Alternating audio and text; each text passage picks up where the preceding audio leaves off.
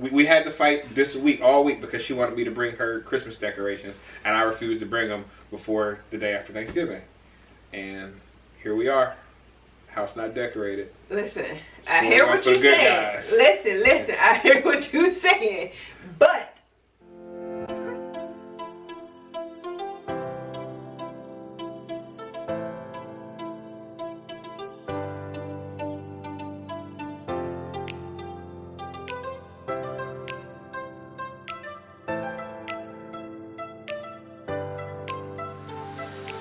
hey guys, welcome to our channel. Today we're going to discuss our upbringing. I grew up as a Baptist, and my wife Evita, she grew up as a Jehovah's Witness, which, as you know, is very different. Strict. I'm not saying Jehovah's Witness is different. I'm saying that there's huge differences between Baptist and Jehovah's Witnesses. Oh yeah, true. So, I grew up. I was pretty heavily involved in the church, but the way she did it was totally different. You know, we went to church on Sundays, and that was it.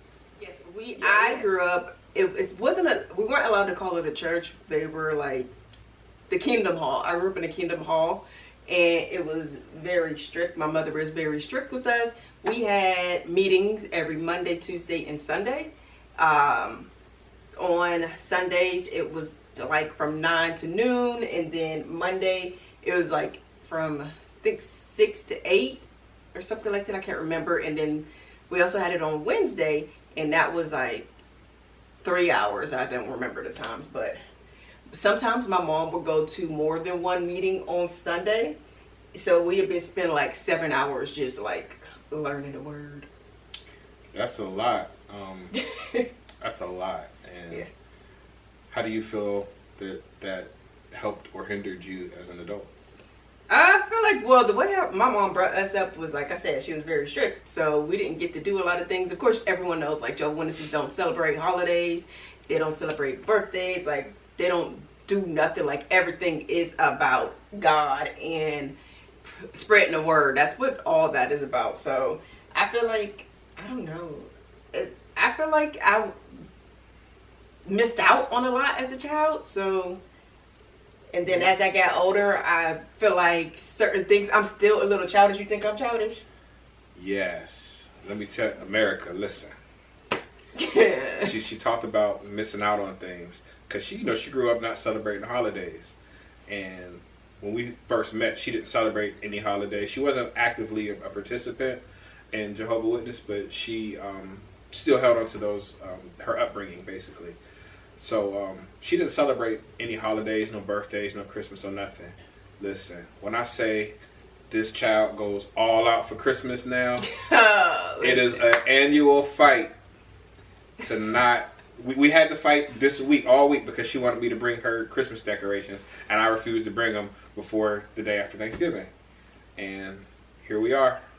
House not decorated. Listen, I hear what you're saying. Listen, I hear what you're saying. But Christmas is just so wonderful. You don't think so? I do, but I lost a lot of spark for Christmas after losing my mom and my brother around the holidays. That kind of took a lot of the shine off of it. And, understandable. And another thing, like growing up, as a kid, Christmas is a big deal. But as you get older, typically, the gifts aren't as big. You don't get as much. Christmas isn't that big of a deal. So I can honestly say that I went after my mom passed in 2011. Well, she was sick by 2008, 2009. I really didn't get any Christmas gifts for probably a good 8-9 years. I would get gifts for my son, my mom, and everything like that, but I didn't have to do anything for her, so Christmas just wasn't a big priority for me for a very long time. Now you can make it a priority again because I love it. I could. That is one way that we could look at this. You will. Thank you.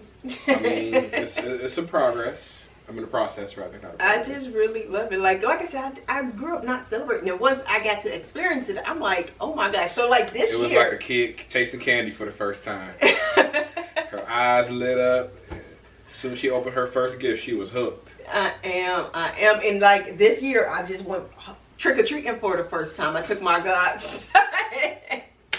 I took my godson trick-or-treating for the very first time, and it was almost like a culture shock. And that's a whole nother story, because ask her what she did with the candy that she trick-or-treated. Don't put my business out there. Exactly. The poor baby didn't get not a near piece of candy. I'm paranoid. It was just for the experience. Like I said, I never got to go trick-or-treating, so when I went, I was like, this is literally like the movies. Like, it was, it was like, just, it was so awesome. I don't know. It was just different. Like, it's really a culture shock. Like, I wasn't brought up in America. That's how I feel. So now I'm sure she probably online shopping for a Halloween costume for next year. It's only for kids. Grown-ups don't get candy. You gonna do like a couple's costume. Or not. We will. Whatever. Remember y'all had that costume party that one time? Oh yeah. And I managed to be out of town that day. Yeah, you're a mean person. Scored 2 for the good guys. Anyways, I don't know, like, what else did you guys do being raised as a Baptist or in the church? Well, my father was a Sunday school teacher. Still is. And it's so funny because when I hear like you guys say words like that are church bound, I don't know what a Sunday school teacher is. Okay, so Sunday school, like you have your main service. Sunday school is actually more like what you do at the Kingdom Hall. You just have basically an elder, a deacon, or somebody that has knowledge of the Bible. I'm sorry, they ain't got deacons. You have someone with knowledge of the Bible that basically teaches lessons. They've got books where you just follow a certain story of the Bible, and you learn the lessons that are made from that particular story. So it's just basically it's like reinforcing the word of the pastor. Oh. So, but anyway, my dad did that. My dad was is still in the choir. He's got a very deep voice. Everyone loves to hear my dad sing. They didn't have a choir. They don't have choir. Like everyone gets up and sings together. And I remember when I was younger, somebody I think it was in high school, and she said, like, the girl's like, yeah, my grandma's Jehovah's Witness, and she took us, and it sounded like they singing in the opera or something. But it is like, it's not like what I see on the movies, because I've never really been to a church service, so it's not like what I don't know if it's really like what I see in the movies, that what's happened, like people jumping around catching the Holy Ghost. Like, no one caught the Holy Ghost at the hall. It happens. It's not an every set Sunday occurrence, but people do get the Holy Ghost and get to jumping and shouting. Sometimes that message hit different. Sometimes it touch you in a place deep inside. And the same way I yell at the TV during a football game. Crazy. Especially when it's Big Blue. Oh my gosh. Waxing off Ohio State like we did today. Anyway, back to church. So yeah, and I was at 16. I was really, really into church. I was the head of the tape ministry. We actually recorded the Sunday service. We had both the audio and a video recording of the Sunday service, and we sold tapes after service. And I was in charge of that at 15, 16 years old. And that led to me really being involved. But I started working. I got my first job at Kmart right around that time, and Sunday was a day where I was 9 times out of 10 working. And then that pastor ended up leaving our church, or got ran off from our church. Mm-hmm. There's a lot of politics involved in church that I won't get into, but that pastor left, and it felt like, to me personally, it felt like he was really making strides to engage the youth of the church. We never really had a strong youth program at our church. It was okay. I mean, we had our youth choir and our youth usher board and everything. Jeez, y'all have a lot of different programs. Like, we didn't have all that. Like, there was no dividing the youth from the adults. Everyone was together. Yeah. Even on Sundays, we had junior church, where the kids, instead of having the kids in the sanctuary during the service, we would be in the back in classrooms where we would learn from... What's the sanctuary? That's the room where the meeting is being held. Oh, okay. So for y'all, whatever y'all call the main meeting room, and there's only one main. Yeah. The main hall. So I guess that's what it will be. That's so crazy. Like, other things, like, we didn't pass the plate around. What's that? Oh, what is that? The plate? The donation plate. Oh. The building I'm going over with stuff I saw in the movie. You got your tithes. You got your building fund. You got your general offering. Yeah, that's one of the things that kind of upset me. I went to a funeral one time. I ain't gonna say the church, and I ain't gonna say the pastor. Where's the location? I ain't gonna say that either, cause I don't want them folks coming after me. But I went to a funeral. A friend of mine had died, natural causes. The pastor, he was really well known, and during his eulogy or obituary or whatever you want to call it, instead of him talking about my friend that was there deceased in the casket, he's talking about rubbing elbows with BB and CC Winans, they're gospel singers, and other important figures in the evangelical world. He was talking about meeting them and where he was last week, and there was very little reference about the young man who had lost his life. And then they had the nerve to pass a collection plate around twice, and it wasn't for the family, it was for the church. And I'm like, you passing a collection plate at a funeral? I thought that was tacky. Yeah. I didn't like that, and I came to I really didn't appreciate that. I'll just leave it at that. Yeah. So when Jehovah's Witnesses have funerals, they don't necessarily talk about the person. Have you been to any of them? Yeah, I went to one with you. I can't remember who passed away, but they don't really talk about the person. They like say a couple of things, but the rest of we don't. I think you guys, what do y'all call them, sermons or whatever? I don't know what it is, but the rest of the talk is trying basically to get people to convert. So it's not about that person. They say like a few things. They never let anyone from the family say anything. You know how like you went up there and said stuff? Mm-hmm. They don't let anyone come up from the family to say anything. It's just, hey, blah, blah, blah. And next is, hey, come join us. So, but they don't pass no plates or anything around it. I don't like that either. I don't like that either. I just think that, if we're here to celebrate the life or the homegoing of a person, then that's what the day should be about. That's just me personally. I agree. Well, at least we agree on that. Oh yeah. Yeah, but I don't know. It's just, I guess we were raised totally opposite, as you can tell. Yeah. I was raised, my mother was so strict, and you had like a lot of freedom. Yeah, I was the youngest by far. My brother and my sister were 17 and 14 years older than me. So I was that late life accident, and my brother had wore my parents out already. So it was kind of easy. All I had to do is fall somewhere in the middle of not being as bad as my brother and not being as good as my sister. And she was a goody two shoes. So I had like this whole lane that was mine, and it was just easy. By the time your parents had you, they was like, I'm tired. But all I had to do was like keep my room semi-clean and bring home good grades, and that was really all that was asked of me. Yeah. And school was easy for me, so that, Yeah, but you were still allowed to go places. Like, we weren't allowed to do nothing. Like, well, I was allowed to go places, but my mom was pretty tight on me as far as my curfew was concerned. Like, there was a citywide 11 p.m. curfew, and she took that 11 p.m. curfew seriously. And this was for anybody under 17 and under at the time, I believe it was. She took that curfew seriously. She, at 10:58, she calling me to see when I'm coming home, make sure I get home. I got 2 minutes to get there. So I had freedom, but I had checks and balances. Yeah, no. I wish I could stay out till 11 p.m. Like, if we were outside playing with each other, just me and my siblings, and someone came over, we had to tell them that we were not allowed company. If they didn't walk away, my mom would make us go in the house. Because bad association spoils useful habits.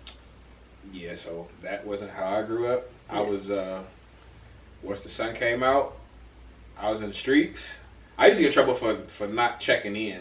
That would be my big thing. I would be out and about and riding our bikes to everywhere. We lived on the north side, so we would be up at Liberty Plaza a whole lot. Just riding our bikes up at the playgrounds at the Jewish Community Center. We would just be out and about all day, and very rarely would I be indoors. The sun was out and it was a nice day, we was somewhere playing basketball, riding our bikes or something. So. Very rarely would my mom like let us go somewhere, but I remember most of my childhood being spent in the house cleaning. I feel like even though our backgrounds are different, so now you guys know a little bit about us and like our backgrounds, a little bit about our upbringing and how we were raised so differently. Like I was raised very strict. I mean, your parents were strict. It does, to me, that sounds like freedom because you're allowed to go places. It would have been strict if I was messing up. We weren't messing up. We just it was don't go talking to nobody worldly. I was given enough rope to hang myself, and I rarely hung myself. I was pretty good at staying out of trouble. Pretty talented at finding somebody else to blame for whatever I did. So I was So you a sire. I was pretty slick. I ain't gonna front. I definitely. My cousin Terry took a lot of blame for me. Shout out Terry. Bruh. Good looking. Larry and Terry. Rest in peace, Larry. Yeah, they took a lot of heat from me when they didn't even know they were taking heat from me. So I was a good kid. I was a crybaby, but I was a good kid. You what? You was? Were? Wait till this camera go off. Wait till we turn it off. I was just asking a question. Were you? Yes. Oh, thank you. Okay. Loving kindness. The fruit of the spirits. Yes, all of that. So yes, I did try. I didn't plan on converting, but I did at least give it a try. Going to the Kingdom Hall with her. It was easy when we were back home in Ohio because a lot of the people within her congregation were people that I actually knew, people that I had worked with or gone to school I grew up with. Yeah, so it was easier to be involved in it. I wasn't going to be knocking on doors. I never planned on fully converting or anything of that nature, but I gave it a shot just because.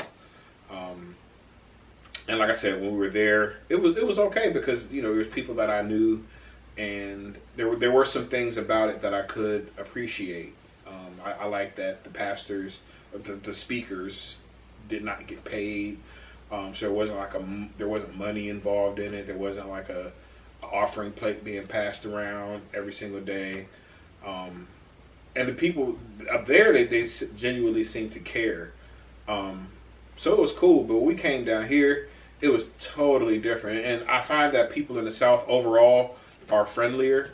But that particular congregation, I didn't find them to be very friendly. And I don't find nothing ever stuck with me there. There were messages that I had heard in Ohio from the Kingdom Hall that, the message stuck with me. But nothing that was taught here. And I just ultimately said, this is not for me, and I'm not going anymore. I didn't try to make her change. I imagine that having different religions can be a big strain on a relationship, but we try to be open-minded with each other. And that was just me being open-minded. I tried it. I definitely tried it, and it wasn't for me. I just couldn't buy into it. I felt the same when we moved down here. Like I was like, oh, they're not the same. But it was people that I had grew up with when we were in Ohio. Mm-hmm. So when we moved down here to South Carolina, we keep saying down here, but when we moved down to South Carolina, it was like I don't buy that Southern hospitality. It's none. It's Northern hospitality to me because I have yet to experience that in the South. Really? Yes. I meet a lot of nice people down here, but you don't really. They don't be from here. That's why. She don't get out the house though. I don't, and that's another. We can discuss about that. He like to be out. I like to stay in the house. We are so opposite. It's not that I like to be out a lot, but he like to be out. He always on the go. You nearly went. We just keep changing the subject, but you nearly went crazy during quarantine. You and I, him and my daughter, or our daughter, almost went crazy during 2020, and I was like, "Oh, I'm loving this." That's because y'all Aggie. No. All of y'all on my nerves all day. No. I missed. That goes back to our total polar opposite upbringing. So like I said, I grew up as the youngest by far, so I was pretty much an only child. My brother and my sister, they were gone by the time I was in school. She grew up with siblings all around her age. So she was used to having a busy house, climbing all over each other. And it wasn't that many of us. It's what, 5 y'all, 6 y'all? No, 5. My mama had 4 girls and 1 boy. So it was 5 of us in the house. I knew my brother with my dad, so he wasn't in the house with us. Okay, but so y'all used to having a lot of people in the house. For me, it was me, my mom, and my dad, and sometimes Mia. Mm-hmm. So I was used to having peace and quiet, and that is something that I don't get a lot of down here with y'all. Anyways, and plus I'm used to staying in the house. Well, back in the day, because we weren't allowed to go nowhere, so it didn't really bother me. You know, once you get used to doing something, it just no longer bother you. Now, that's not altogether true. The part about her liking to be in the house, you give her an ad and some coupons, I might not see her for 8 to 10 hours. Easily. He's a spender. I'm not a spender. She's a shopper. I'm not a shopper. It's like she likes to go into stores and she likes to look through shelves. We keep changing the subject. Listen, y'all. Listen. It's all about you are a spender. He don't look at prices. I'm like, that's $1. We could probably get it for 75 cents. Anyway, she's a shopper. She likes to dig through racks and all that other stuff. I don't. I get anxiety in stores because I don't like people a whole lot. And I hate shopping online. So he's an online shopper. I hate it. I'm like, I need to see it in person. I don't. I got a good imagination. I don't, because I'm going to send it right back. And I'm like, this is not what I was expecting. And I'll do that. If I don't like it, I'll send it back. No, he keep a lot. Most of the time, I send it 99% of the time, he keeps. It just depends on if because sometimes I'll open stuff right away, and if it's been sitting in the closet 30 days. That's just to show that you shouldn't be shopping online. You just buying stuff just to buy. That's you're not a accurate. spender. That's not accurate. Ambrose, yes, you are. You don't care when I spend the money on you, though. Of course not. See, so here we are. Thank you, and you're welcome. Spoiled. I'm not. Anyways, thank you guys. I guess so. Listen, America, I don't have a voice. She said we done, so we done. Anyways, you can continue to talk. I'm good. All right. Anyways, thank you guys so very much for joining us today on our topic of being raised as an Baptist and me being raised as a Jehovah Witness, and how we still get along even though we were raised totally different. And you heard a little bit of our banter about us still being opposite, but still getting along so well. I mean, as long as he does what I say do, then we are good. But thank you all so very much for watching today. If you enjoyed this video, give it a thumbs up. Don't forget to hit that subscribe button, and we'll talk to you in our next one. Bye. They always say blink twice if you need help. Whatever.